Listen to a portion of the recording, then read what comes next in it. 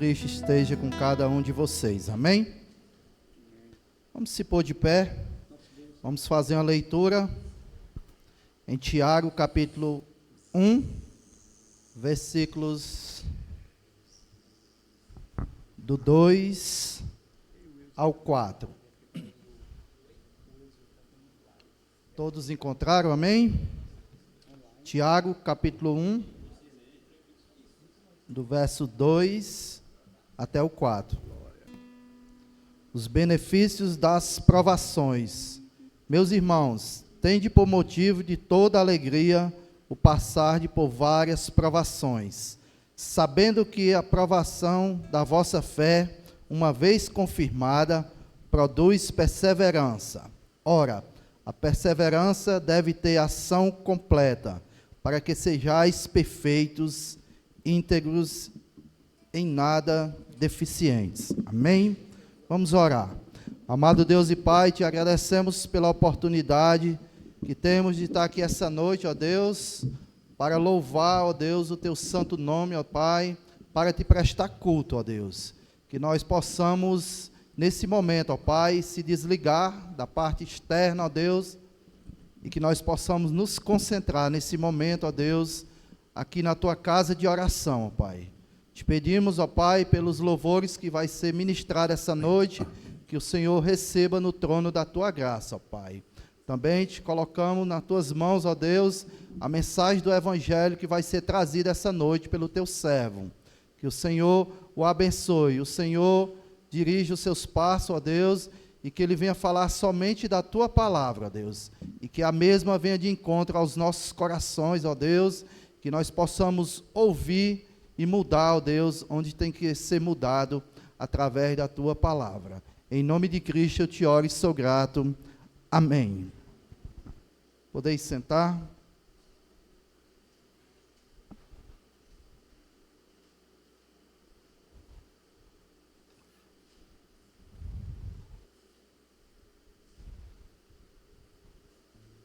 Primeiro cântico dessa noite. Nosso Deus é soberano. Amém? Aproveite para, nesse momento, para soltar sua voz, louvar o Senhor. Agradeça pela sua vida, agradeça porque Ele tem cuidado de cada um de nós, né? Nesse mundo de tanta dificuldade, o Senhor tem nos colocado em seus braços, né? E nós somos livres para falar do seu amor aonde quer que estejamos neste país. Amém?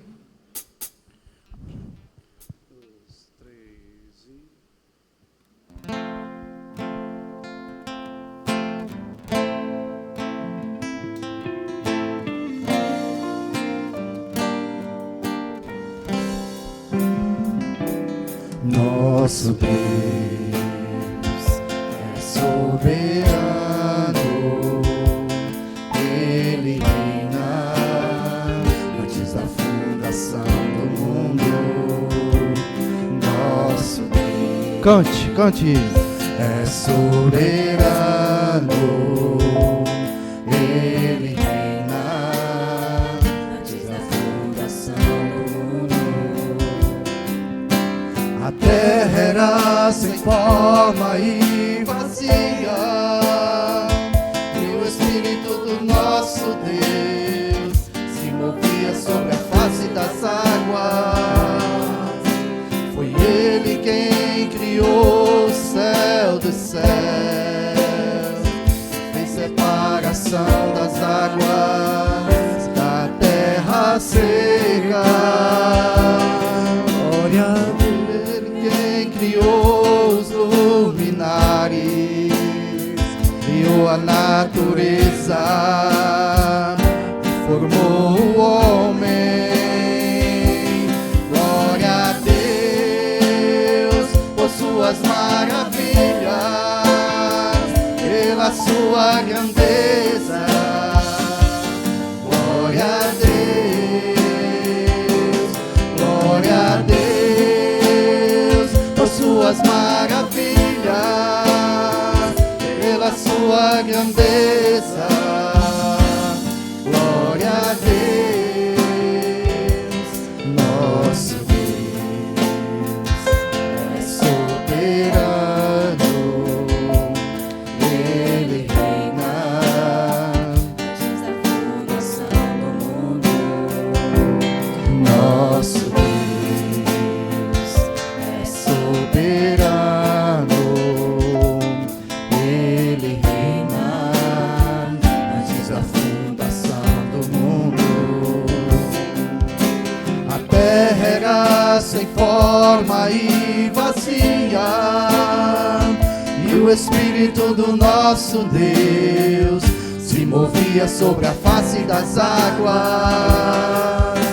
Foi Ele quem criou o céu dos céus e fez separação das águas da terra seca. Foi Ele quem criou os luminares e a natureza e formou o homem. Glória a Deus por suas maravilhas, pela sua grandeza.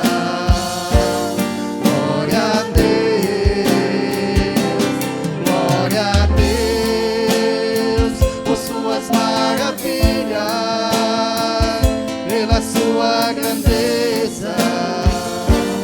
Glória a Deus, glória a Deus. Amém? Próximo cântico. Tributai ao Senhor.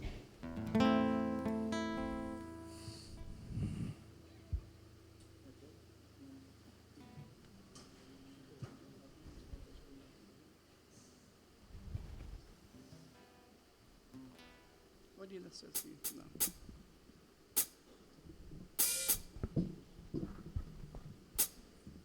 Ficou bom. Tá ótimo. Foi só lá. 1, 2, 3 e...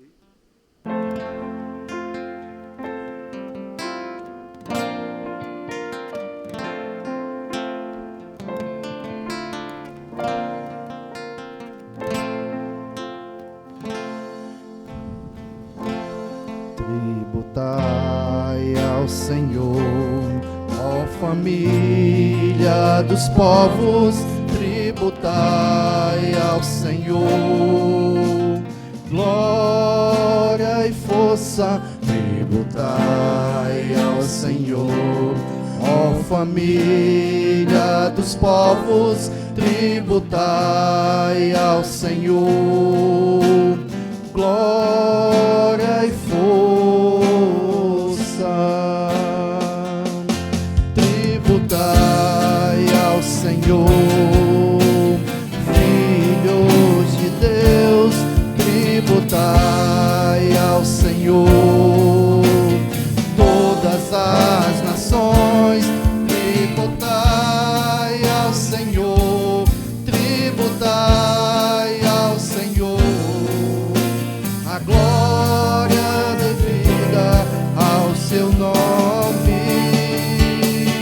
Tributai ao Senhor, tributai ao Senhor. A glória devida ao seu nome. Tributai ao Senhor, ó família dos povos, tributai ao Senhor. Glória e força, tributai ao Senhor, ó família dos povos, tributai ao Senhor. Glória e força, tributai ao Senhor, filhos de Deus, tributai ao Senhor, todas as nações, tributai ao Senhor, tributai ao Senhor.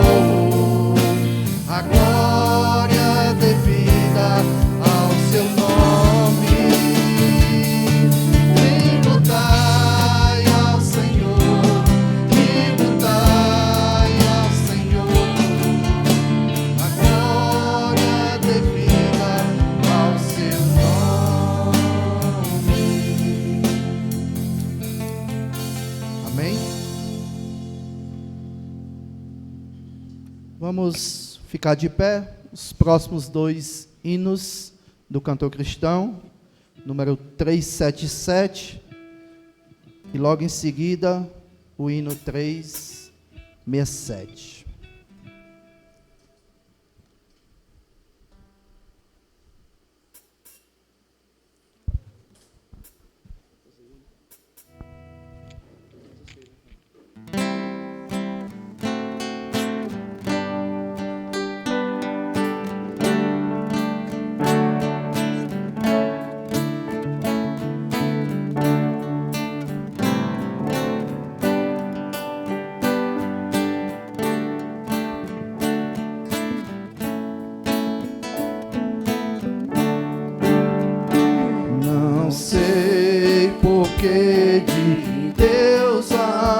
Cante, igreja. Assim se revelou, por que razão o Salvador pra si me resgatou. Mas eu sei que tenho crido, estou bem certo que é poderoso pra guardar o meu tesouro até o dia final. Ignoro como o Espírito convence-nos do mal. Revela Cristo, Verbo seu, Consolador real. Mas eu sei que tenho crido, Estou bem certo, é poderoso pra guardar o meu tesouro até o dia final.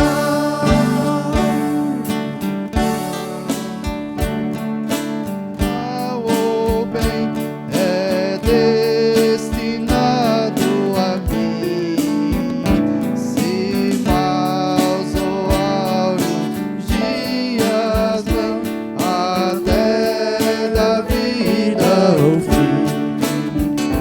Mas eu sei que tenho crido, estou bem certo que é poderoso pra guardar o meu tesouro até o dia final. E quando vem Jesus, não sei se breve ou tarde vem, mas sei que meu Senhor virá na glória que Ele tem. Mas eu sei que tenho crido, eu estou bem certo que é poderoso pra guardar o meu tesouro até o dia final. Amém? Hino 367, firme na rocha.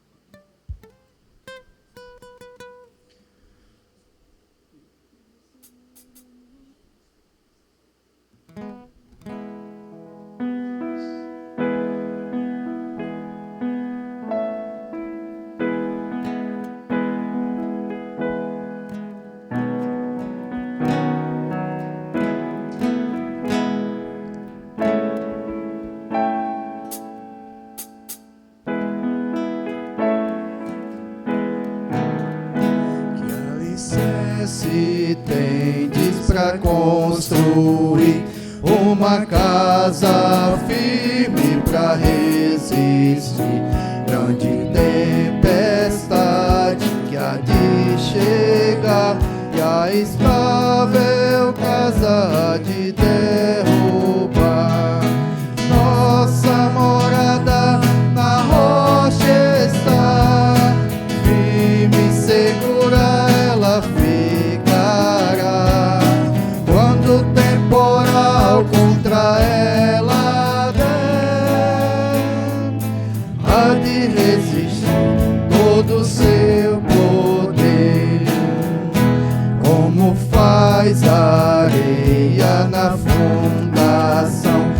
faz em nossas obras a salvação, pois alguém que só em si mesmo crê no Senhor Jesus ainda não tem fé. Nossa morada na rocha está, firme e segura ela ficará.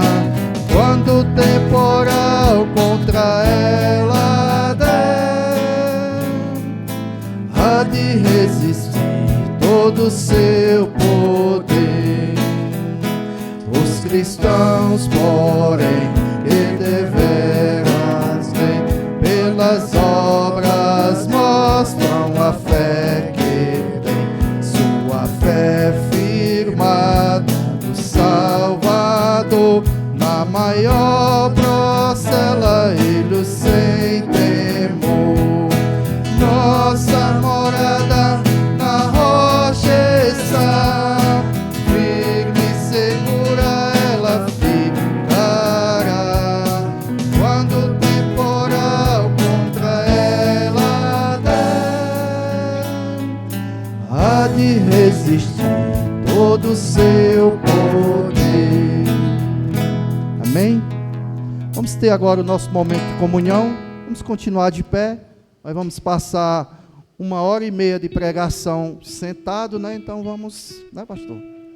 1h30 sentado, então vamos aproveitar, fale com os nossos visitantes, abrace ele, diga que ele é bem-vindo na casa de Deus, que ele volte sempre. Amém? Mandamento de amor.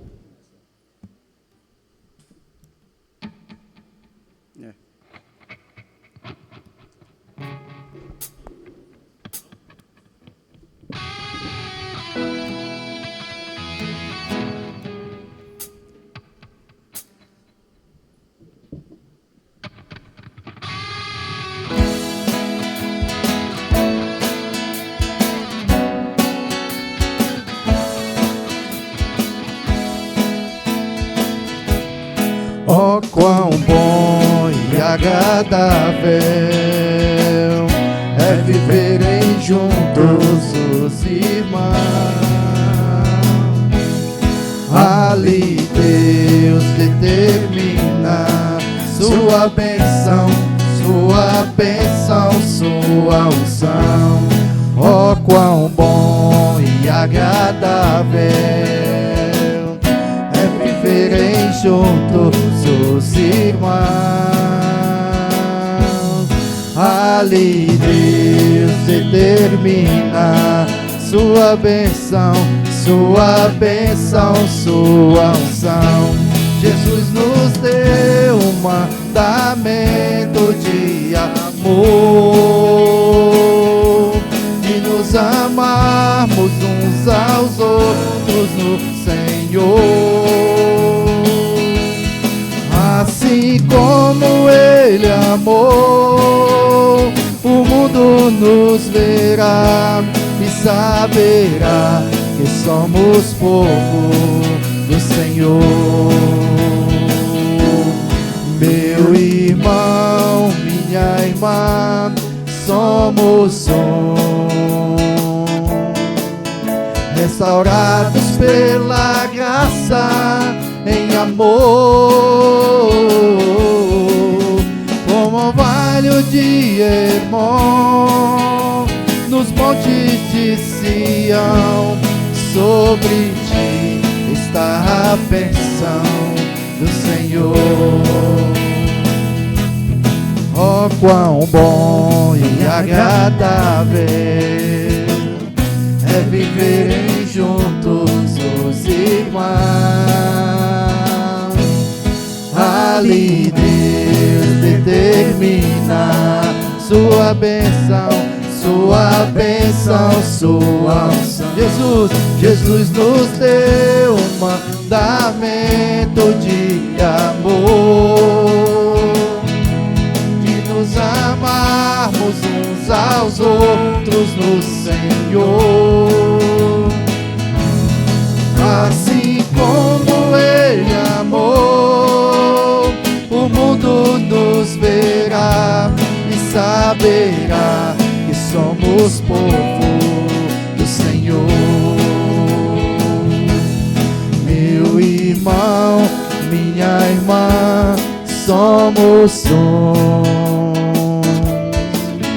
restaurados pela graça em amor, como orvalho de Hermon, nos montes de Sião, sobre ti está a bênção do Senhor, sobre ti está a bênção do Senhor, sobre ti está a bênção do Senhor. Oi.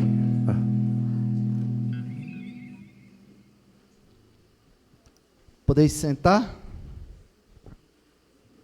Encerrando esse tempo de louvor com o cântico Na Casa do Meu Pai.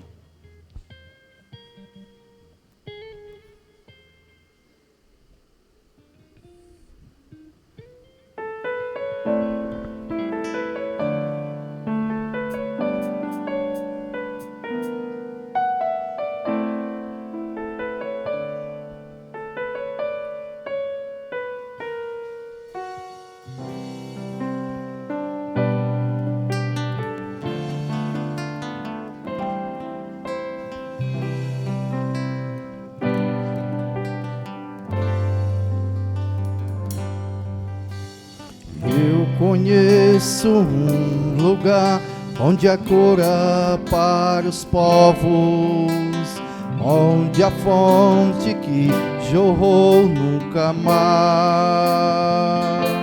secará. Sim, existe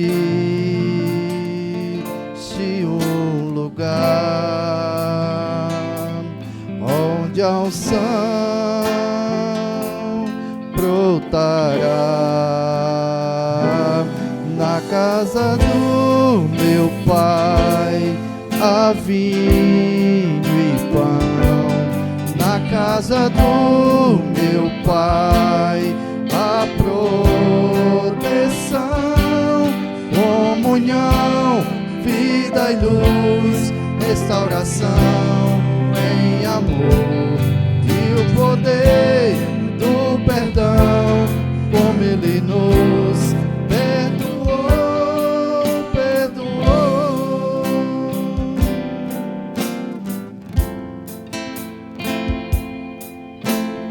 Eu conheço um lugar onde há cura para os povos, onde a fonte que jorrou nunca mais secará.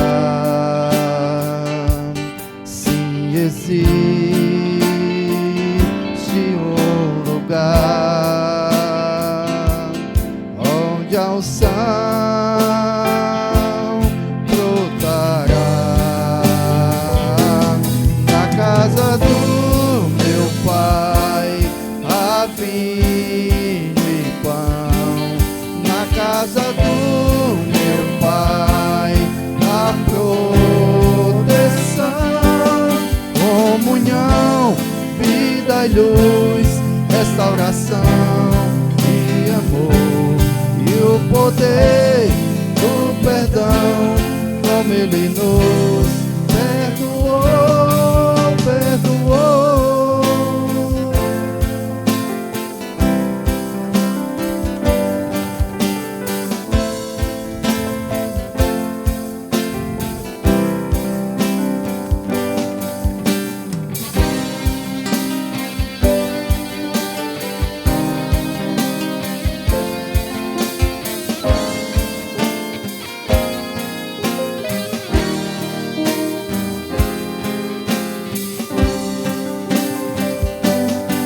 Casa do meu Pai há vinho e pão. Na casa do meu Pai há proteção. Na casa do meu Pai há vinho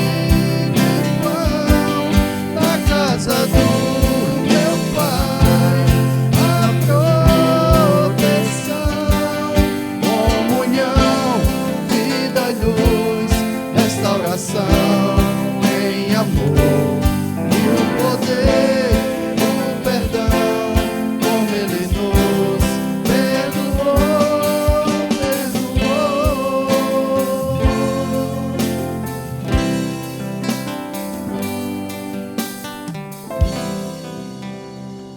Oremos. Santo Deus e Pai, te agradecemos porque o Senhor perdoou os nossos pecados, ó Deus. O Senhor morreu na cruz por cada um de nós. Nós possamos, ó Pai, a cada dia estar meditando, ó Deus, nesse ato, ó Deus, nesse gesto que o Senhor fez por cada um de nós. Que nós, até o nosso último dia de vida nessa terra, que nós não possamos esquecer, ó Deus, tão grande amor na cruz do Calvário, pelos nossos pecados, ó Deus, sem nós merecer, ó Pai. Nós te agradecemos, porque o Senhor é bondoso para conosco, ó Deus. O Senhor nos amou, o Senhor cuida de cada um de nós. Muito obrigado por tudo, em nome de Jesus Cristo. Amém. Vamos para os nossos avisos.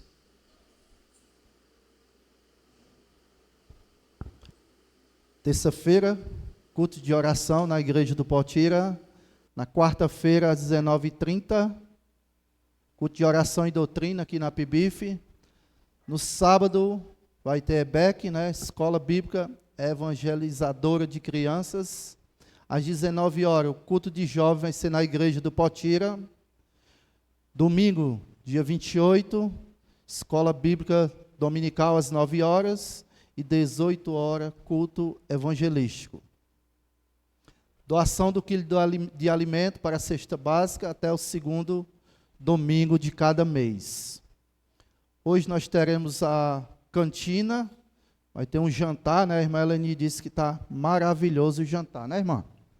Está benção, viu? Então, não vão para a pizzaria ali vizinha hoje não, viu? Fica todo mundo aqui para jantar e ter comunhão. Um valorzinho simbólico aí de R$10, né? Aí você janta, logo em seguida tem uma sobremesa por R$5, ó. R$5 não vale nada, né? Ó, o Felipe ali já está sorrindo, ó, tá vendo? Então é isso, irmãos. Aí a biblioteca estará aberta logo após o culto, né? Então venha conhecer os títulos disponíveis para locação, ok? E os aniversariantes da semana, o senhor Felipe, né? Dia 21/9, e a nossa querida irmã Luci. Pastor Robson, por gentileza, pode vir até aqui à frente orar. E logo em seguida o pastor vai anunciar o pregador da noite.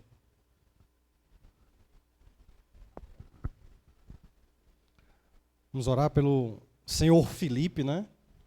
Senhor Dipim, e pela nossa amada irmã Luci. Vamos orar. Senhor Deus, te agradecemos por a tua igreja, te agradecemos pela palavra cantada, te pedimos que o Senhor derrame graça e misericórdia sobre nós nesse instante. Que a tua palavra vinha assim de encontro àquilo que não te agrada e ao encontro de nossos corações, ao ponto de mudá-lo para entendermos a tua boa vontade, moldar em nós o caráter e a imagem do nosso Senhor Jesus Cristo.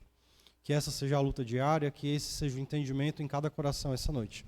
Eu te peço que abençoe aquele que irá ministrar a palavra, que o teu Espírito possa falar por intermédio dele, possa ser usado poderosamente. Assim, Deus, eu te peço e agradeço em Jesus, que vive e reina para todo sempre. Amém.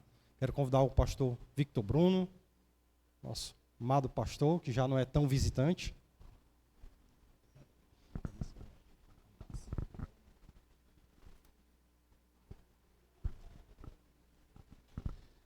Irmãos e irmãs, boa noite.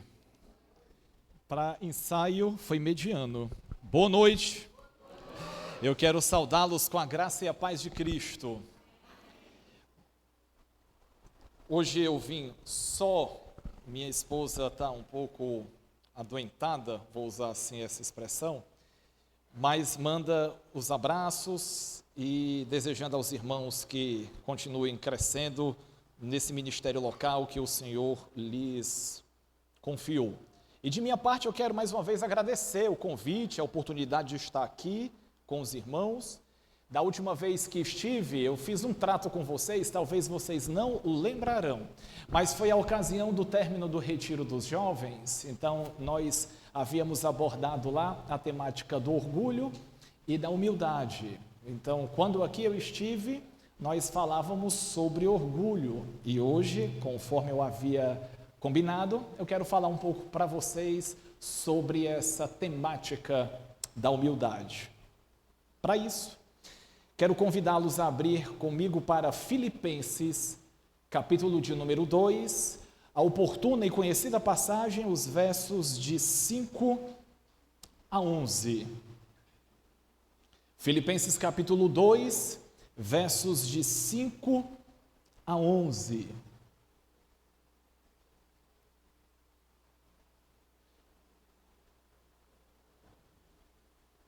Se vocês me permitirem mais uma pequena alteração, a minha versão é a NAA, é a Nova Almeida, mas vocês podem tranquilamente acompanhar aí também através de suas leituras, das suas versões e na projeção aí também.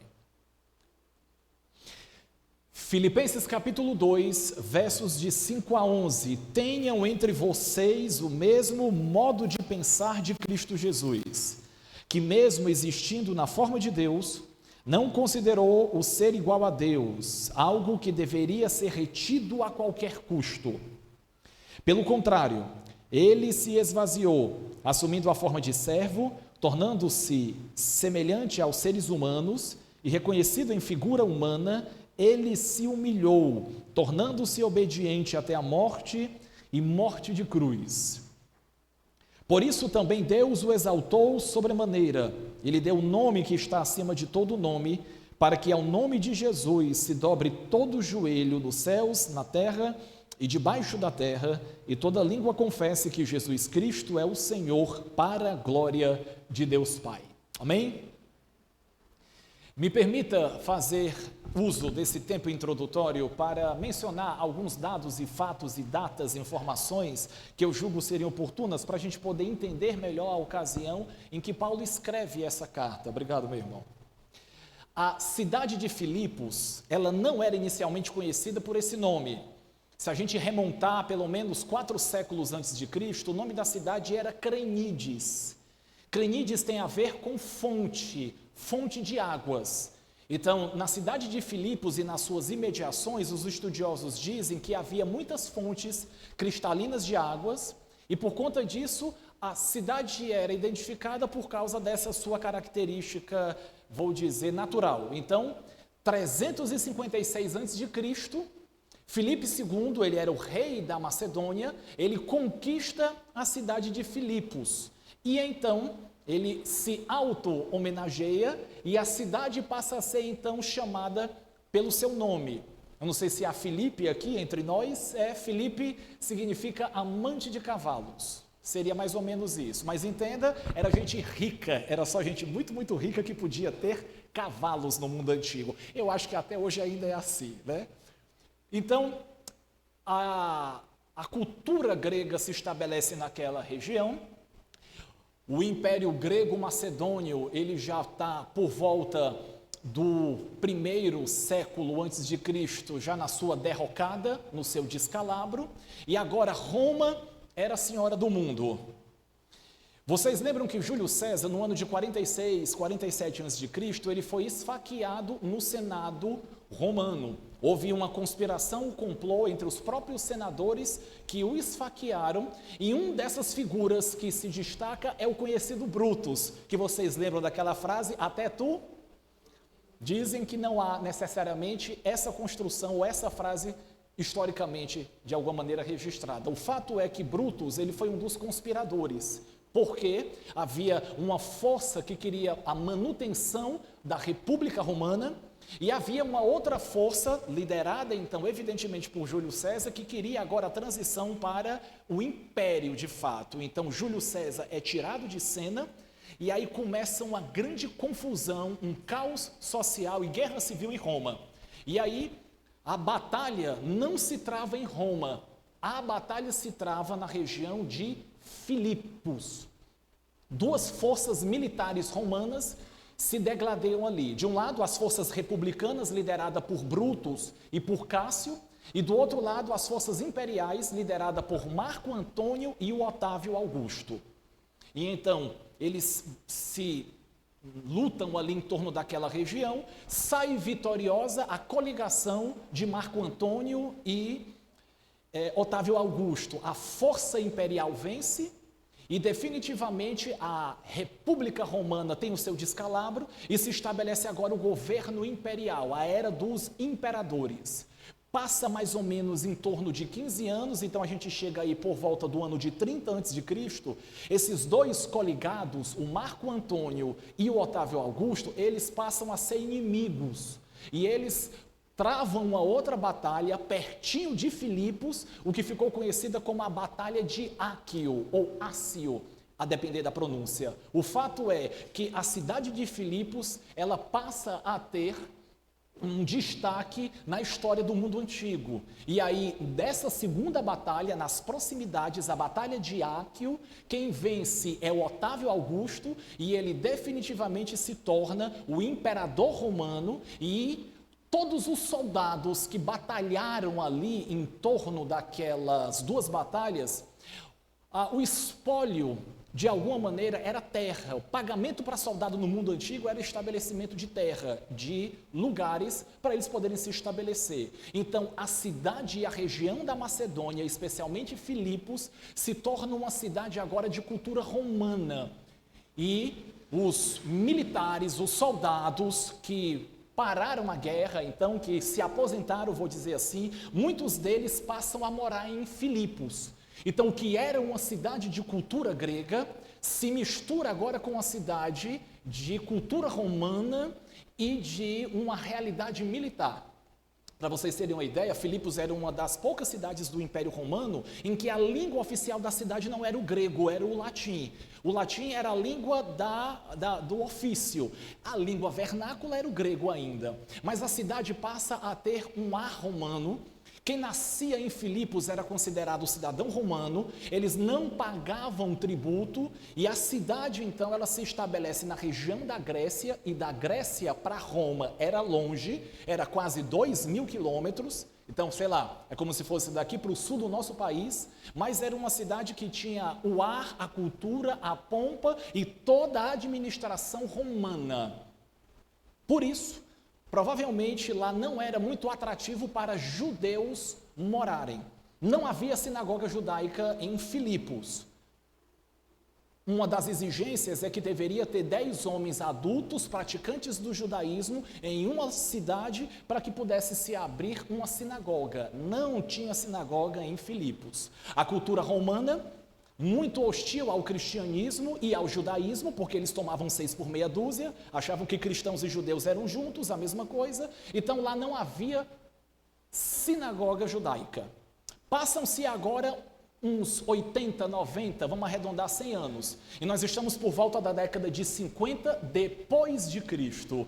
Vocês lembram que o apóstolo Paulo chega naquela sinuca de bico na região de Troade, onde ele tentou ir para a Bitínia, para o interior da Ásia Menor, tentando estabelecer uma nova estratégia missionária na segunda viagem. Então ele recebe aquela visão do varão macedônio dizendo: Paulo, passa para além da Macedônia e nos ajuda. Ele cruza o mar Egeu, ele pisa em solo romano, / solo europeu, / solo grego, e ele começa a pregar o evangelho até então, onde pessoas ainda não haviam com mais detimento ouvido falar o nome de Jesus. Como eu lhes disse, era uma cidade de cultura romana, de cultura grega, hostil ao judaísmo, não havia judeus, não havia uma sinagoga, mas havia um grupo de mulheres de oração que elas se reuniam no sul da cidade em torno de um rio.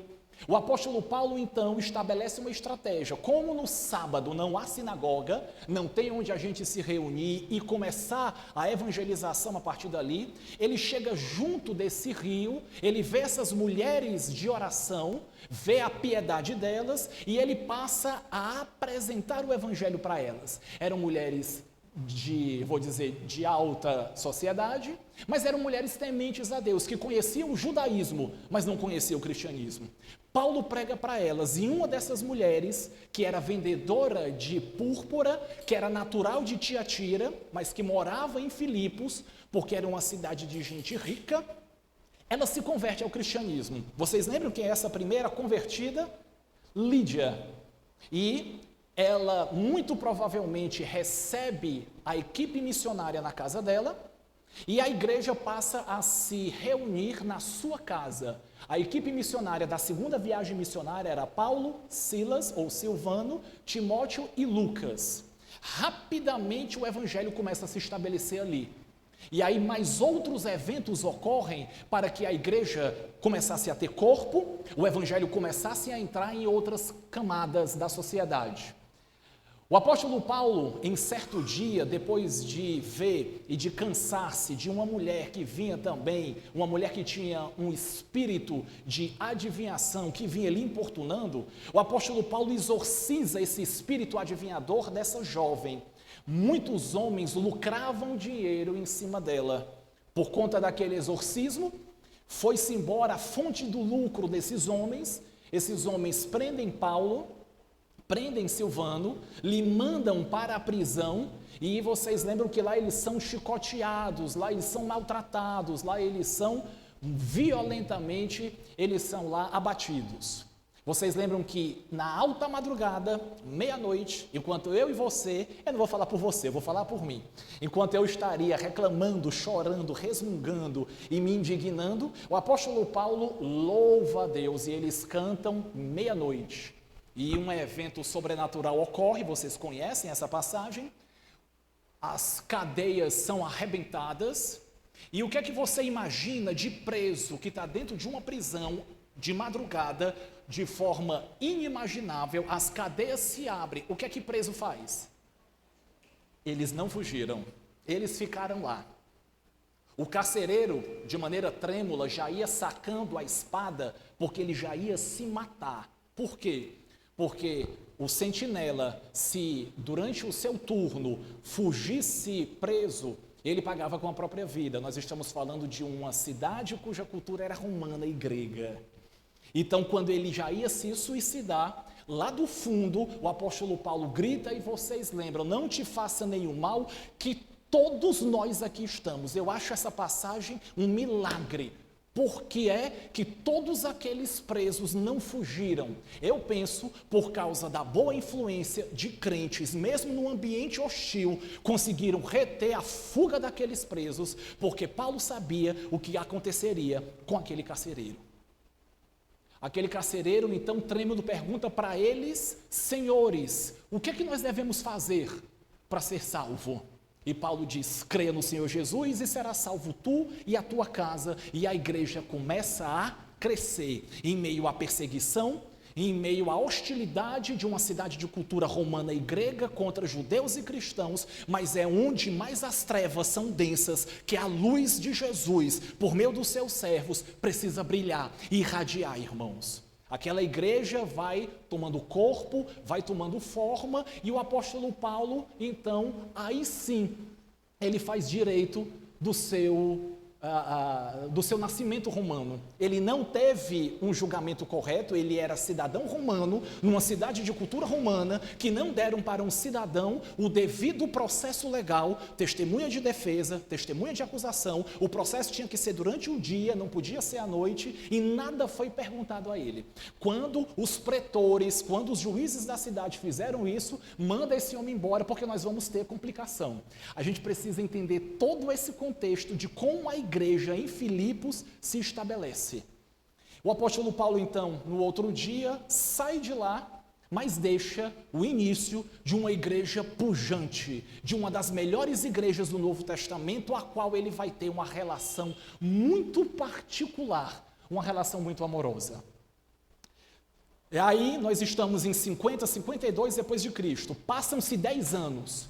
Então nós estamos agora entre 60, 61, 62 depois de Cristo. Ele está preso em Roma. Vocês lembram que ele ficou preso em 3 lugares diferentes: Cesareia de Filipe, a Cesareia Marítima, ele ficou preso em Jerusalém e ele ficou preso em Roma. Muito provavelmente é a prisão de Roma, em que ele fica aqueles 2 anos na prisão domiciliar, que ele escreve um conjunto de cartas, pérolas do Novo Testamento. Em Roma, na prisão domiciliar, por volta de 60, 62 depois de Cristo, ele escreve Efésios, Colossenses, junto com Filemon e Filipos, ou Filipenses. Ele recebe a visita de um irmão muito querido, o nome dele era Epafrodito. Epafrodito era de Filipos. Ele era provavelmente o pastor da igreja, ou ele era um dos líderes da igreja. Ele sai de Filipos, no norte da região da Grécia, e ele vai para a Península Itálica, ele vai para Roma, no centro da Península Itálica. Essa viagem, os estudiosos dizem, demorava 2 meses de navio, e provavelmente durante essa viagem, Epafrodito fica doente. Mas ele vai para lá com um propósito: o nosso pastor está preso, ele não pode sair de casa, mas ele tinha certa liberdade de receber visita. E esse visitante vem trazendo um donativo, uma oferta robusta para aquele pastor, que não tinha como se manter, porque não podia sair de casa, portanto não podia trabalhar. E aqueles 2 anos, o apóstolo Paulo pôde desfrutar da generosidade de igrejas que ele havia estabelecido contato, de irmãos valorosos que queriam ajudar aquele pastor. E Epafrodito fica doente nessa viagem, chega com os donativos, chega com a oferta. O apóstolo Paulo então espera ele se recuperar, espera ele restabelecer saúde, e agora, quando Epafrodito vai de volta, o apóstolo Paulo escreve essa pérola do Novo Testamento, mandando através dele essa carta, pelo menos com 3 propósitos. O primeiro deles, agradecer a oferta, agradecer àquela igreja, uma igreja de gente simples, mas que mandou para ele uma robusta oferta. Segunda coisa, ele escreve também para fortalecer os aspectos positivos da igreja. Epafrodito dá um relatório para ele: Paulo, a igreja é boa, a igreja te ama, a igreja tem esses pontos favoráveis, mas a igreja também tem essas dificuldades, como quase todas as igrejas do Novo Testamento, tem pontos positivos e negativos, pontos para serem reforçados e aspectos para serem retificados. O apóstolo Paulo então escreve, elogia aquela igreja, era uma boa igreja, mas ele também aproveita, irmãos, a oportunidade para corrigir, para retificar, para tratar aspectos negativos daquela igreja. Eu sou pastor há 15 anos, eu já passei por 2 igrejas e atualmente pastoreio a igreja do Mucuripe, como alguns de vocês o sabem. Nessa minha caminhada, é uma coisa que é tácita. Eu penso que isso também deve acontecer no meio de vocês. Há irmãos que eles não estão se entendendo bem. Há pessoas que não estão com a comunhão muito bem estabelecida. Há irmãos que não conseguem manter uma comunhão genuína e autêntica à luz do que a gente, por exemplo, canta naquele conhecido cântico: recebi um novo coração do Pai, coração renovado, regenerado, coração inspirado por Jesus. Como fruto desse novo coração, eu declaro a paz de Cristo, te abençoo, meu irmão. Aí a pessoa trava, que ela não consegue talvez desenvolver o restante. Preciosa é a nossa comunhão. Estava acontecendo isso na igreja de Filipos. 2 irmãs, elas não estavam se entendendo bem. E me parece que eram 2 irmãs de liderança. E por causa da dificuldade entre elas, a igreja estava começando a potencialmente ter um problema de divisão, de fissura, de rachadura. A comunhão da igreja estava quebrada. O apóstolo Paulo aproveita essa oportunidade, escreve essa carta, agradece pela oferta, fortifica os pontos favoráveis, mas ele também desafia aquelas irmãs e a igreja para que elas fossem humildes. Porque o que é o entendimento dele? Unidade de alma se concretiza através de humildade de espírito. Olha comigo rapidamente o capítulo 4 de Filipenses e visualize comigo que o apóstolo Paulo não deixa passar a oportunidade e ele nominalmente chama a atenção daquelas irmãs. E elas entraram para a história do cristianismo através dessa rápida menção. Filipenses 4, capítulo 4, verso de número 2. Eu peço a Evódia e eu peço a Sintique que no Senhor tenham o mesmo modo de pensar. A minha versão diz assim: eu peço a Evódia e eu peço a Sintique que, tendo o Senhor Jesus como fundamento, vocês tenham o mesmo modo de pensar.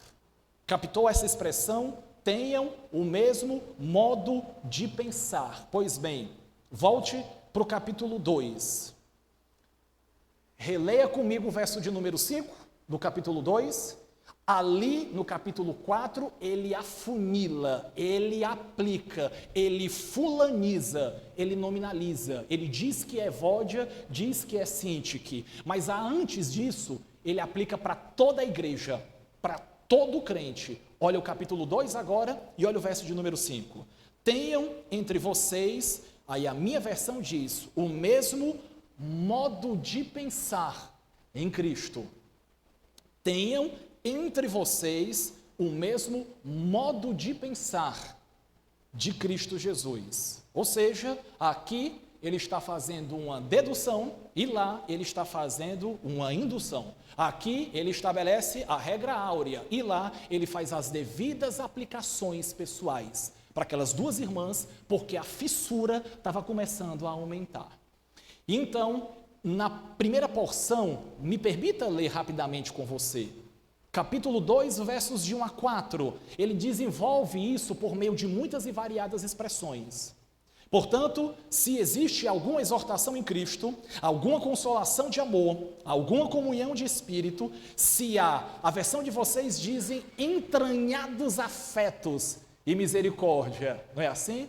No mundo antigo, as emoções se davam nas vísceras, se davam nas entranhas. Hoje, no mundo ocidental, século 21, a gente fala muito do coração, né? O coração como sendo a sede das emoções. Quando vocês têm medo, onde é que o medo faz frio? É lá mesmo, né? Nas vísceras, nas entranhas, na barriga, né? Essa região que é muito sensível à sensibilidade. Pois bem, então Paulo pega a ideia cultural e diz entranhados afetos. A minha versão já diz profunda compaixão, profundo afeto e sentimento de compaixão. Verso de número 2, vem o apelo. Então, completem a minha alegria. Como é que aquela igreja podia fazer aquele pastor alegre? Ele desenvolve, tendo o mesmo modo de pensar. É a terceira vez que essa expressão, ou a sua ideia, é registrada. Tenha o mesmo modo de pensar, tenha o mesmo modo de pensar, tenha o mesmo modo de pensar. O que é isso? União, unidade. Ele continua, tendo o mesmo amor, sendo unidos de alma e de mente. Nada façam por partidarismo, não é assim? Interesse pessoal, vaidade ou vanglória, mas por humildade, cada um considerando os outros superiores a si mesmo. Não tenha em vista somente os seus próprios interesses, mas também os dos outros. E agora, o verso de número 5, tenham entre vocês o mesmo modo de pensar de Cristo Jesus. Ele exortou a igreja através de variadas palavras, mas agora ele vai exortar a igreja dando uma demonstração de humildade. Como todo bom pastor, e o apóstolo Paulo, o top dos tops, ele faz a exortação escriturística e agora ele faz a demonstração efetiva na prática. Então ele diz assim, igreja, vocês precisam ter unidade e não uniformidade. E qual é a diferença de unidade para uniformidade? Porque unidade é de alma, é de espírito, é de coração. Unidade tem a ver com o sentimento interior, com o mesmo modo de pensar, unido de alma, tendo a mesma força. Uniformidade é apenas externo. É por isso que a gente usa uniforme na escola, a depender do ambiente que você trabalha, nas Forças Armadas, que é para conferir, de certa forma, igualdade. Mas a unidade, ela precisa ser interna, porque a uniformidade é apenas pelo lado do aspecto externo. Então ele diz, tenham entre vocês o mesmo modo de pensar, o mesmo pensamento uno que houve também em Cristo Jesus. E agora nós estamos diante de uma das pérolas do Novo Testamento. Eu não tenho tempo para isso, embora o irmão Aderlan tinha dito que eu tinha 1h30, né? Eu só vou usar 1h25, tá bom? Combinado assim? Eu não tenho aqui a disposição do tempo necessário para a gente discutir, e em muita discussão, se essa passagem que vem na sequência, se era ou não era um hino, um corinho do mundo antigo, se foi ou não foi escrita pelo apóstolo Paulo. Há muitas defesas, porque Paulo, se foi ele o autor, usa palavras aqui que ele não usa em nenhuma outra passagem do Novo Testamento. Isso não é uma dificuldade, porque ele faz isso em outras passagens. Em Romanos ele usa neologismos. Mas parece que era um corinho conhecido da igreja cristã primitiva do primeiro século. Se você concorda comigo, se tem um corinho que a gente poderia eleger, qual é aquele corinho universal de crente no Brasil? Se você for para uma igreja no Rio Grande do Sul, lá no Pará, se você estiver lá no Mato Grosso do Sul, ou ir lá para Guaraciaba do Norte, você entrar numa igreja, muito provavelmente no período de 1 ano, 2 anos, talvez é muito, no período de alguns meses, uma música clichê nas igrejas evangélicas. Qual é? Chute aí para mim. Me permita para ganhar o tempo. Ao único que é digno de receber. É ou não é? É aquele corinho que toda a igreja canta, porque é dos nossos dias. É uma música que se popularizou a maneira tal que eu diria, para você ter uma ideia, é como se fosse esse cântico aqui. É um cântico que era conhecido, a igreja cristã primitiva conhecia esse corinho de teor cristológico, em que ele fala da humildade de Jesus, eu vou usar assim, a humilhação de Jesus, um primeiro ato de um drama soteriológico, e depois ele fala da exaltação de Jesus, num segundo ato desse enredo soteriológico, dessa narrativa de salvação. Pergunta para vocês e me ajudem a responder. Jesus é, para mim, para você, para nós, Jesus é esse exemplo incontestável de moralidade, de ética, de espiritualidade autêntica, de vida genuína, de obediência ao Pai, sim ou não? Então nós devemos imitar Jesus em todas as áreas, em todas as ações, em todas as atitudes, tudo que Jesus fez, a maneira como ele se portou, falou e se relacionou. É assim também que nós devemos ser, e você vai me responder com um retumbante não. E foi intencional para pegar você e chamar sua atenção para cá. Tem um ato de Jesus que a gente não pode, não deve reproduzir. Porque eu e você não somos salvador de ninguém. A nossa alma não presta para salvar ninguém. A tua alma é perdida e pecadora. Portanto, o ato redentivo de Jesus em ter ido até a cruz não é para você copiar, não é para você seguir, porque ele é inócuo, ele é sem expressividade, ele não vai ter relevância, ele não vai ter inutilidade. É por isso que o apóstolo Paulo diz: tenham entre vocês o mesmo modo de pensar de Jesus, porque ele morreu lá na cruz, ele é para ser o nosso exemplo, mas você não vai para a cruz por ninguém. Você pode até morrer no lugar de alguém, mas vai ser inútil, porque a tua alma não presta, a tua alma não é divina, a tua alma não é impecável para salvar pecadores. É por isso que o grande pastor, ele diz: não copie o exemplo de Cristo. Poderia talvez dizer assim, mas ele fala: tenham entre vocês a mesma motivação de Cristo, a mesma disposição de coração de Cristo. A motivação que o levou a morrer lá na cruz é o que vocês precisam imitar, mas a ação em si, a atitude, nós não devemos fazer isso. O apóstolo Paulo fala isso lá em Romanos, capítulo 9. Se ele pudesse, ele se colocaria como um anátema para salvar os seus conterrâneos, os seus compatriotas judeus, mas ele só coloca no campo da possibilidade, ele usa lá o subjuntivo. E aqui ele diz: tenham o mesmo modo de pensar, tenham entre vocês a mesma motivação, a disposição de espírito e a obediência ao Pai. O que é que ele faz agora? O enredo da salvação através de 2 atos, e hoje eu só vou fazer a primeira parte do ato. é a humilhação de Jesus. Como é que Paulo usa esse exemplo de humilhação de Jesus para ensinar a igreja a ter unidade de alma, sendo humilde de espírito? Verso de número 6, irmãos, que, mesmo existindo na forma de Deus, não considerou o ser igual a Deus algo que deveria ser retido a qualquer custo. A minha expressão aqui desenvolve mais. Que, mesmo subsistindo em forma de Deus, não julgou como usurpação o ser igual a Deus. Me permita algumas rápidas considerações. Primeiro, esse texto defende para nós a divindade de Jesus. A nossa dificuldade é porque ele usa a expressão forma de Deus. Confere? Que ele, subsistindo na forma de Deus.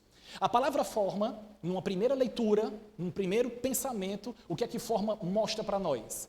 Forma é exterior. Forma tem a ver apenas com o aspecto externo. Forma tem a ver com apenas a aparência.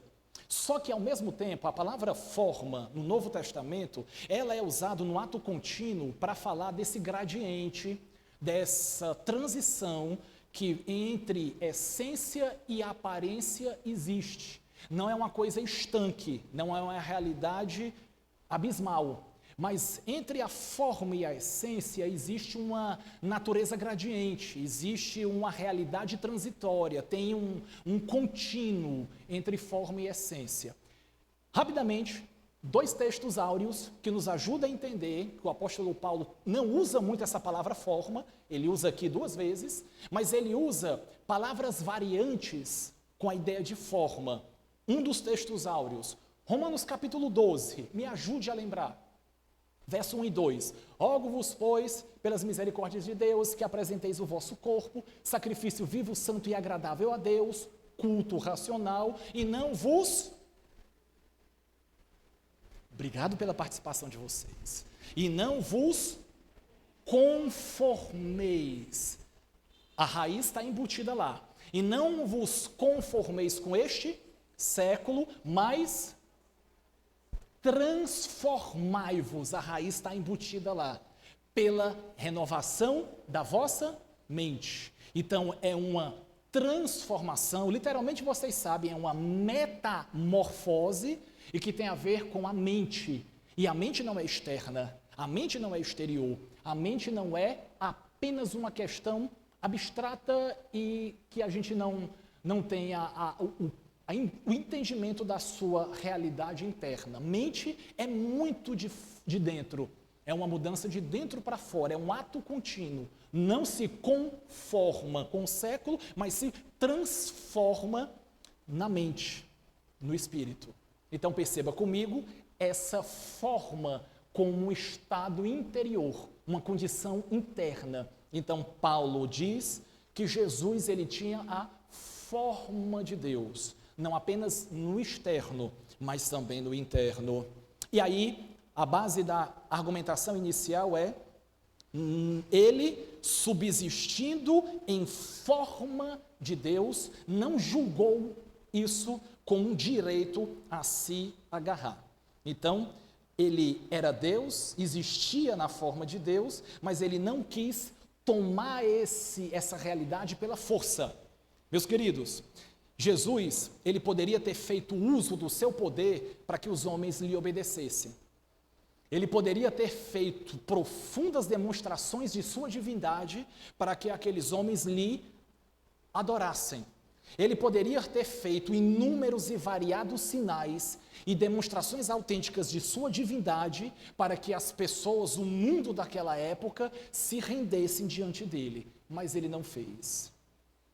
O que ele fez na dependência do Espírito Santo. Ele fez em obediência ao Pai, ele fez pela subserviência à vontade de Deus. Então ele foi, à medida que o seu ministério inicia, ele foi fazendo o que ele fez na obediência ao Pai. Ele não fez com a forma usurpadora o uso da sua divindade, as demonstrações de seu poder, Então ele não se fiou nisso como uma forma de pressionar pessoas, como um método de constranger quem quer que fosse. Ele queria ser adorado como Deus, Senhor encarnado, mas transformando a mente, não conformando com o século, mas por suas doces palavras, ele queria falar para a mente e apelar para o coração. Então ele não julgou como força, um direito seu, de tomar aquilo como uma forma abrupta de as pessoas o adorarem. Me permita tentar ilustrar isso nos dias de hoje. Você já viram as pessoas quando elas estão com raiva, numa fila, e tem lugares que eles são automaticamente geradores de estresse? Cartório, hospital, banco, esses lugares, essas instituições que as pessoas já vão para lá porque elas vão com problema, para resolver problema. Então lá gera estresse. Alguns dos meus irmãos trabalham em cartório, banco, hospital, sabem na veia o que eu estou dizendo. Aí quando começa a briga, tem alguém que geralmente diz assim: você não sabe quem eu... eu espero que vocês nunca tenham dito isso, né? Você não sabe quem eu sou. Ou então é assim: você não sabe de quem eu sou? É o que vocês conhecem. Conhece alguém assim? Ou já ouviram uma expressão assim? Já? Eu espero que nunca tenham falado. Tem gente que é assim: você não sabe quem eu sou, você não sabe com quem você mexeu, você não sabe de quem eu sou filho. Pois bem, para a gente pegar uma ideia, Jesus não fez isso. Jamais ele poderia fazer isso. Então é a ideia, ele não julgou como usurpação o ser igual a Deus. Ele não julgou como usurpação de existir na co-igualdade de Deus. Aí agora a gente chega nesse ápice, nessa construção áurea. E aí, olha agora comigo o verso de número 7. Pelo contrário, a si mesmo se esvaziou.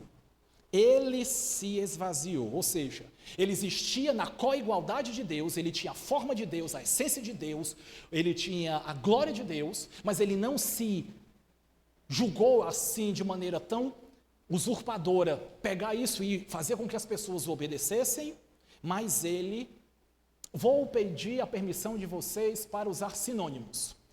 Ele se renunciou, ele abdicou, ele se despiu, ele se despojou a si mesmo.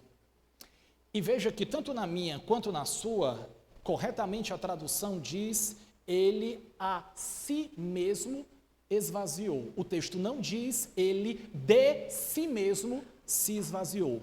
Ele não se esvaziou de si, ele se esvaziou a si mesmo. Qual é a diferença? Porque aqui a gente tem, me permita, um pronome reflexivo. Ele é o agente e, ao mesmo tempo, ele é o paciente da ação verbal. É quando a gente usa esses nossos verbos reflexivos, né? Você se suicidou, você uma pessoa, né? Pratica a ação e recebe a ação. Então, o texto não diz que ele esvaziou de si mesmo. O texto diz que ele esvaziou a si mesmo. E qual é a nuance? Primeira, para lhes mostrar que ele pratica a ação e ele recebe a ação. Segunda, não tem uma mudança de estado, não tem uma mudança de constituição, porque ele continua existindo na forma de Deus. Ele não pegou isso como um direito e ficar pressionando pessoas, mas ele continuou sendo Deus e agora ele se encarnou, ele se renunciou. Ele despiu a si mesmo, ele despojou a si mesmo, ele abdicou a si mesmo. Não foi a sua natureza. Então o que foi? É um texto muito debatido, mas olha o fluxo natural do versículo 7. O que é esse autoesvaziamento de Jesus? Ele diz: assumiu a forma de servo, tornando-se semelhança aos seres humanos, e reconhecido em figura humana. Então, esse esvaziamento de Cristo é uma aquisição. É ele assumir uma realidade que no seu estado pré-encarnado ele não tinha. Há 2024 anos atrás, 2030 anos atrás, a depender do gap de anos, Jesus Cristo, ele existia na forma de Deus, mas ele não existia na forma de servo. Ele não tinha uma figura humana. Ele não teve um corpo mortal, um corpo natural, como o meu e o seu. Então ele existia na forma de Deus e agora ele vai se humilhar. Agora ele vai se esvaziar. E o que é esse esvaziamento? Deixou a glória, deixou o uso dos poderes, sem deixar de ser Deus, e agora ele assume uma nova realidade. Agora ele se humilha, agora ele se encarna. E para mim, irmãos, é uma das grandes pérolas da teologia, ao mesmo tempo que nos causa certa dificuldade. Como é que um homem ilimitado e ilimitável, ele pôde legitimamente dizer, olha, acerca dos tempos e da época, eu não sei, a não ser o meu Pai, pela sua divina autoridade. Como é que uma alma, uma realidade eterna, onipotente, onipresente, como é que ele ficou circunscrito e limitado a um corpo? Ele ficou limitado em uma forma, sendo ele limitado. Ilimitado tem a ver com uma limitação posta de dentro para fora. Ilimitável tem a ver com uma limitação imposta de fora para dentro. Ele não era limitado, ele não deixou de ser ilimitável, mas ao mesmo tempo, de maneira harmônica, o texto diz, ele se humilhou. Ele assumiu a forma de um servo, ele foi reconhecido em figura humana e ele, a si mesmo, ele se humilhou. Então, como é que pode um ser onipotente, onisciente, onipresente, onibenevolente, onissapiente, como é que ele fica circunscrito e limitado ao tempo, à matéria e ao espaço? As três condições para haver vida na terra. Gênesis 1:1, no princípio, criou Deus os céus e a terra. Tempo, matéria e espaço. E ao mesmo tempo ele sendo Deus. É uma das pérolas que a gente não entende para crer. A gente crê para de alguma maneira entender. Paulo não está fazendo aqui enchimento de linguiça. Ele não está fazendo prova de Enem e não tem mais ideia. E para conseguir fechar as 20 linhas, ele vai escrevendo coisas aqui aleatoriamente, né? Então perceba o que é a humildade, a humilhação de Jesus. Primeira parte do texto, do verso, diz que ele assumiu a forma de servo.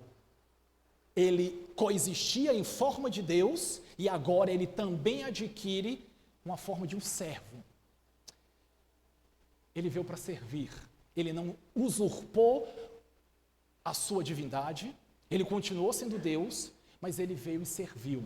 E para mim, irmãos, uma das belas passagens da servidão de Jesus, juntam-se os 12 apóstolos para uma refeição. Como eles andavam muito a pé, me perdoa o pleonasmo, os pés ficavam sujos.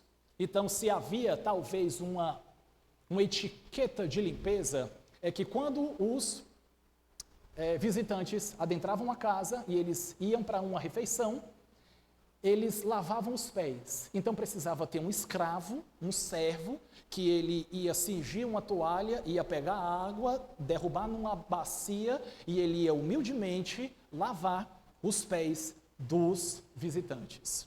Os 12 se reúnem com Jesus, eles se sentam em torno de uma mesa, eles começam a refeição. Eu acho que eles tiveram boa parte da refeição e nenhum deles se levantou para lavar os pés uns dos outros, porque eles ainda não eram servos de maneira plena.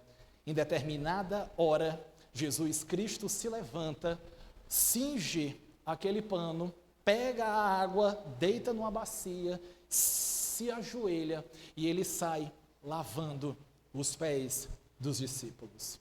Vocês lembram que Pedro intervém? Não, Jesus, eu não sou digno que o Senhor lave os meus pés. Jesus contra-argumenta, se você não me permitir, você não tem parte comigo. E o Pedro, que vai do 8 para o 80, diz para Jesus, lava logo o corpo todo, lava de ponta a ponta. Aqui eu vou lavar os pés para demonstrar que eu vim para servir. Ele veio na forma de servo. O que é a humilhação de Jesus? Segundo aspecto, diz que ele foi reconhecido em figura humana. Ele teve um corpo como o meu e o seu. O corpo de Jesus era um corpo humano legítimo.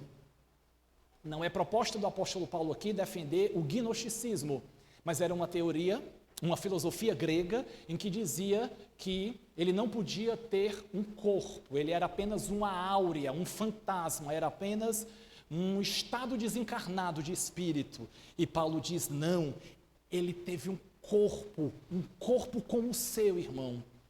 E por causa disso, ele pode ser o nosso legítimo sacerdote. Ele sabe as dores que você sente no corpo e as angústias que você talvez experimenta agora na alma.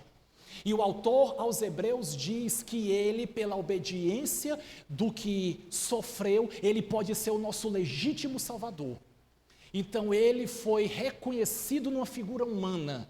Ele teve um corpo como eu e você temos, a não ser, exceto que, sem pecado. Mas a tentação em Jesus era legítima. E eu acho que era mais intensa, porque ele não tinha natureza pecaminosa.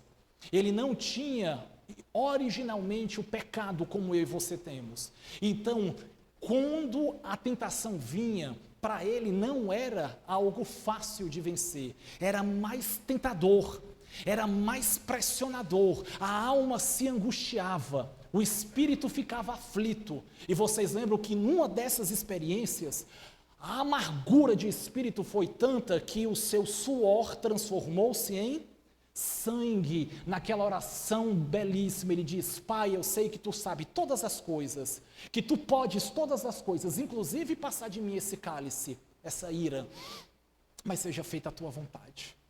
A alma dele e o seu espírito eram como um legítimo ser humano, e ele pode ser o nosso Salvador.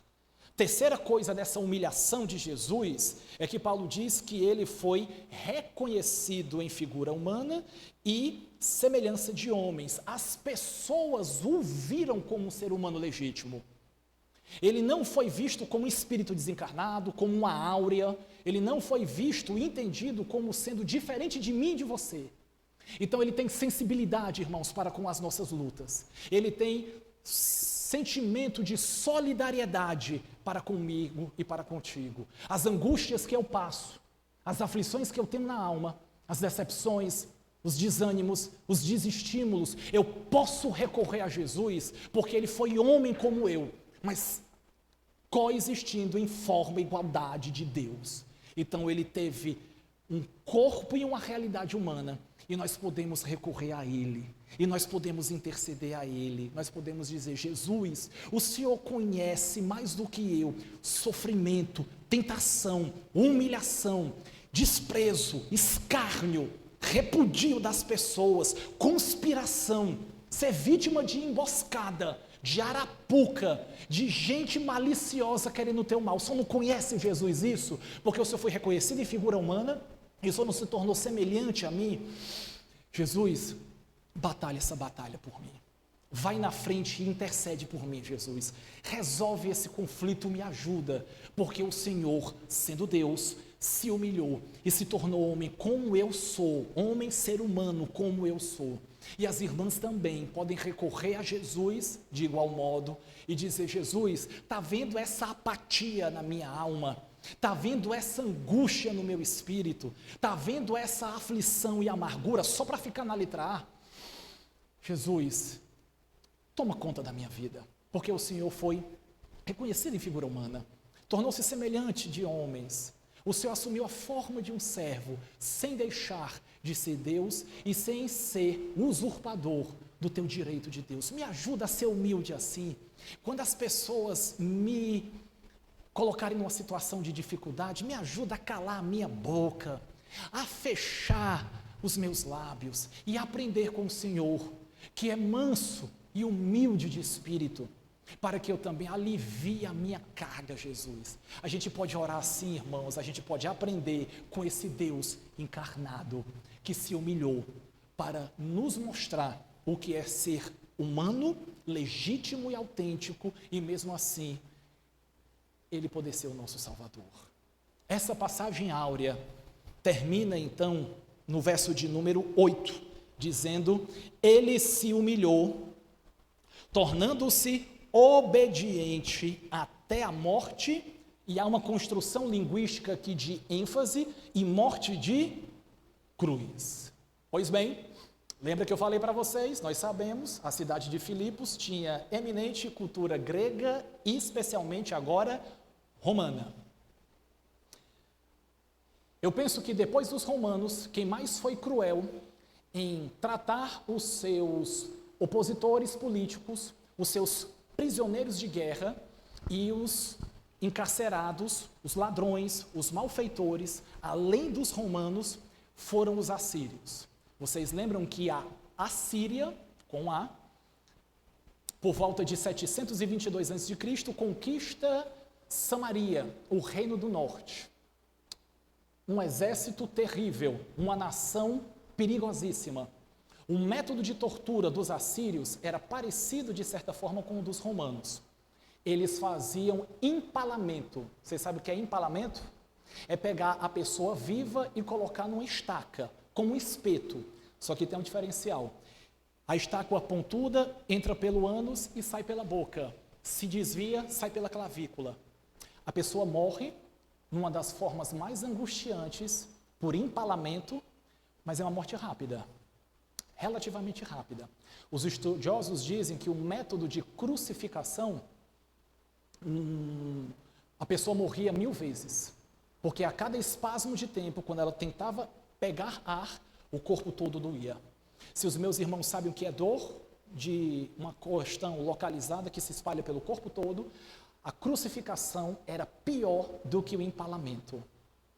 E aí o texto diz, ele se humilhou, tornando-se obediente, ele tinha visto crucificação, ele já tinha visto várias vezes ladrões crucificados. Os filipenses sabiam constantemente o que era ver ladrão crucificado. E Jesus, mesmo assim, eu vou obedecer ao Pai.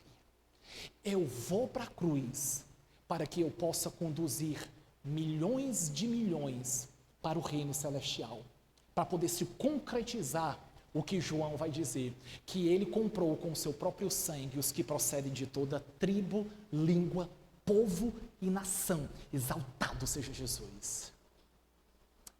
Se empalamento era vergonhoso, porque entrava pelo ânus, saía pela boca, se desviava pela clavícula, na crucificação, a retratação que a gente tem das vestes, dos panos, não existia. A pessoa ia nua. E a vergonha começava porque o ladrão era obrigado a carregar a sua cruz, como vocês bem o sabem. Ele foi tão espancado na noite anterior que ele não conseguia mais, ele era um homem forte e robusto, porque ele trabalhava com madeira de carpintaria, ele não conseguia levar a sua própria cruz. Ele teve que ser auxiliado, ele foi desprezado e humilhado, homem de dores, sabe o que é padecer. Ele sabia naqueles 33 anos, vendo o ladrão crucificado, mas agora a alma santa dele ia para a cruz. Dor 1000 vezes, morte 1000 vezes, o escárnio, a ignomínia, como diz Hebreus, ele foi ridicularizado lá na cruz. Ele se humilhou, ele foi até a morte, por você, irmão, por você, minha irmã. Ele fez isso. Mas eu não vou fazer o que aquelas igrejas atuais fazem. Olha para quem está do teu lado, né? Diz aí para quem está do teu lado isso, né? Mas só em você pensar, quem está do teu lado, Jesus morreu por ela. Essa pessoa que você agora rivaliza, Jesus morreu pela alma santa dessa pessoa. Ele pega Paulo, o maior exemplo de humildade e humilhação, e diz, irmãos, resolva os pepinos entre vocês. Me perdoa a minha expressão chula, eu não consigo ser como Paulo. Resolva essa picuinha que tem entre vocês. Uma igreja cristã legítima não pode ter quebra de comunhão, porque nós não vamos progredir. O nosso crescimento espiritual e a nossa relevância de testemunho para o mundo, ela está seriamente comprometida se vocês vivem a fazer guerra e contenda. Pegando agora as palavras de Tiago, que você leu. Então ele lembra aquela igreja, olha o exemplo de Jesus, subsistindo em forma de Deus, tendo a coigualdade de Deus, ele não pegou isso como um direito legítimo para ficar passando na cara de ninguém. Pelo contrário, ele se esvaziou, ele humilhou a si mesmo.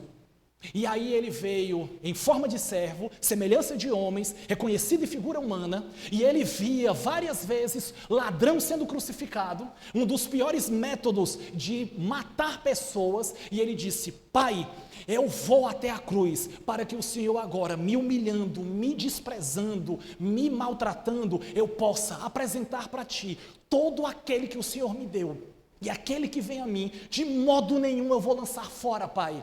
A cruz é cruciante, é crudelíssima, é cruel, mas Pai, em obediência ao Senhor, eu vou até a morte, morte de cruz. Paulo pega isso, irmãos, vocês estão lembrando o sentimento de Jesus? Você não vai para a cruz por ninguém, mas resolva problema de relacionamento interpessoal. Está brigado com o marido? Resolve isso daí. Discutiu com a amiga lá da escola, está passando, dando rabisaca? Resolva conflito com ela, especialmente se ela for uma cristã, porque Jesus morreu por essa alma. Irmãos, nós homens somos mais, eu não vou falar por todos vocês, mas vou falar por uma boa parte que eu conheço. A gente morre mais rápido de coração, porque a gente tem mais rancor. Paulo vem aqui e de maneira poética e ao mesmo tempo teológica argumenta que submissão a Deus não é por temor, submissão a Deus não é por rancor, submissão a Deus é por amor, mas não é o amor romântico, não é o amor do romantismo, é o amor de Jesus, coexistindo em forma de Deus, se humilhou, tornou-se em forma de servo, reconhecido em figura humana, semelhança de homens, e foi até a cruz como um ladrão. Morreu 1000 vezes por você, a alma santa dele foi entregue para salvar a tua alma e a do teu vizinho. Resolva problema de relacionamento interpessoal. Resolve agora se puder. Não se ponha o sol sobre a vossa ira, para que essa igreja cresça de maneira espiritual e o seu testemunho atual seja relevante nesse bairro. Resolva. Tenha o mesmo modo de pensar. Não é todo mundo pensar igual, mas é a motivação em fazer algo. E se está tendo Evódia e Cíntica aqui, e eu não sei da realidade da igreja, ninguém me falou nada, eu queria apresentar para vocês um exemplo de humildade na humilhação de Jesus, só que esse texto diz para uma igreja, como essa igreja, que vocês precisam ter o mesmo modo de pensar de Jesus. Amém, irmãos? Portanto, concluo dizendo, não minhas palavras, mas de maneira poética, a drama de salvação de Jesus em 2 enredos, enredo da humilhação e o enredo da exaltação. Alguém disse assim: aquele que alimentava as multidões de pão, assim mesmo, ele não servia primeiramente a si mesmo uma única refeição. Ó, maravilhosas, as maravilhas ainda não feitas, pouco menos maravilhosas do que aquelas já feitas. Ó, controle próprio do que pesa a ideia humana, de todo o poder ser como se não tivesse nenhum. O amor que a si mesmo se esquecia, pelos outros ele só sentia. Vendo as necessidades alheias, nunca as suas próprias exigia. Penso, reproduzir bem, coexistindo em forma de Deus, não julgou como usurpação e ser igual a Deus. Assim mesmo se humilhou, assumindo a forma de servo, tornando-se em semelhança de homens, reconhecido em figura humana. Irmãos, olha para esse exemplo e seja humilde. Que Deus em Cristo Jesus abençoe a todos e cada um dos meus irmãos.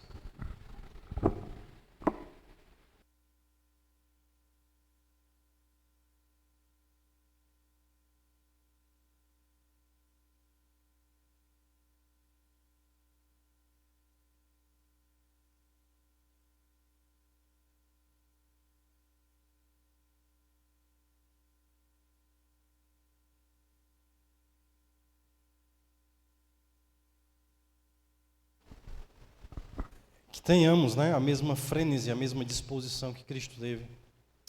Vamos ficar de pé? O irmão que trouxe sua oferta pode, no final do culto, colocar dentro do gasofilácio. Vamos deixar aqui, tá bom? O irmão pode vir aqui e deixar sua oferta aqui no final do culto. Vamos orar. Senhor Deus, eis aqui a tua palavra, eis aqui o teu povo, eis aqui a tua verdade, que o Senhor escolheu antes da fundação do mundo, para que falasse aos nossos corações, para que moldasse a nossa vida e o nosso caráter. Sendo Cristo quem é Cristo e sendo nós quem somos nós. Possamos olhar, Senhor, com um olhar santo, guiados pelo teu Santo Espírito, não por capacidade humana, mas porque o Senhor fala aos corações. Assim eu te peço. Derrama graça sobre cada um que se encontra aqui, que essa semana se inicie com uma reflexão e um pensamento que possamos levar para nós durante a semana e guardarmos dia após dia, pensando e meditando na tua palavra. Assim eu te peço e agradeço, em nome de Jesus, que vive e reina para todos sempre. Amém. Que a graça do Senhor Jesus, o amor de Deus e a comunhão seja com todo o seu povo, até que ele volte. Amém. Deus abençoe a todos.